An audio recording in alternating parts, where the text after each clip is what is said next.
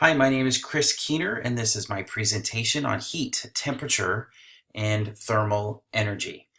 In this video, we'll discuss the relationship between heat, temperature, and thermal energy, do some compare and contrast, as well as discover and discuss the different mechanisms or systems that are used for measurement of temperature. But before we get started, we need to place these three things in the proper context. We must first identify them by definition. Heat is the flow of thermal energy between two objects of different temperatures. Temperature is a measure of the average heat or thermal energy of the molecules in a substance, while thermal energy is the kinetic energy caused by the motion of atoms or molecules in a body. The hotter an object is, the faster the motion of the molecules inside it. Thus, the heat of an object is the total energy of all the molecular motion inside that object.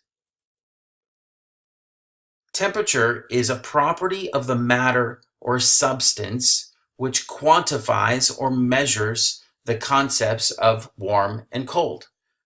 Additionally, temperature can play an important impact on the physical properties of substances. Solids, liquids, gases, as well as the density or solubility can all depend on a temperature of the substance. As the temperature of a body increases, the kinetic energy of the structural elements increase. As the kinetic energy increases, the body's thermal energy increases. Therefore, the thermal energy of the bodies increases with the increase of their temperature.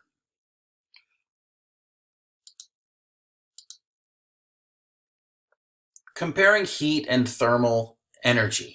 The difference between heat and thermal energy is that thermal energy is not in the process of being transferred. It is not in transit, but remains as part of the internal energy of the system. On the other hand, heat is thermal energy in transit, or energy in the process of being transferred from a hotter system towards something cooler. Comparing temperature and thermal energy, the average kinetic energy of the structural elements of a system is called temperature, while the total kinetic energy of the structural elements of a system is called thermal energy. We've discussed those definitions already. The temperature can be positive or negative, while thermal energy always has positive values. Here in just a moment, we'll discuss the measurement mechanisms or systems that are used for temperature, and they're called Celsius, Kelvin, and Fahrenheit, while the thermal energy is measured in joule, sorry if I mispronounced that, and calorie. Temperature does not depend on the quantity of the substance. It's related to the average kinetic energy of the particles. The thermal energy depends on the quantity of the substance. It is related to the total kinetic energy of the particles. There are really three systems of measurement which we are most familiar with in order to measure temperature. Celsius, created by a Swedish astronomer, set the freezing point of water to 0 degrees and the boiling point to 100 degrees. That's why we come up with the word centigrade. You may hear 32 degrees centigrade.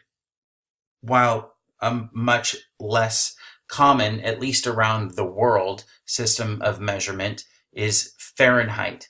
We do use it here still in the United States, but we are one of very few countries that uses Fahrenheit. And it was constructed by a Dutch-German physicist by the name Fahrenheit, and he created the scale using a mercury thermometer.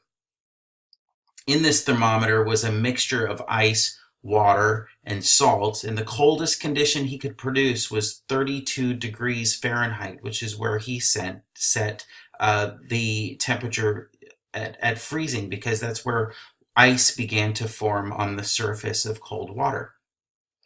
He came up with a body temperature of 96 degrees Fahrenheit by using a healthy adult male as a subject, but that was later corrected, and we now know body temp as 98.6 degrees Fahrenheit. Other scientists later on were able to calculate the boiling point of water to be 212 degrees Fahrenheit.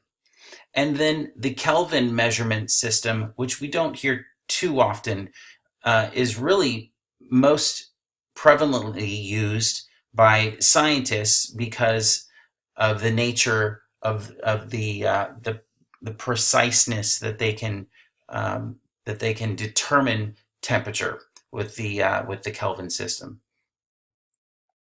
Here is a comparison, a compare and contrast graph of the two most common measurement systems, and that is Celsius on the left and Fahrenheit on the right. And you can see water boils at 100 degrees Celsius, where 212 degrees Fahrenheit is the point at which water boils.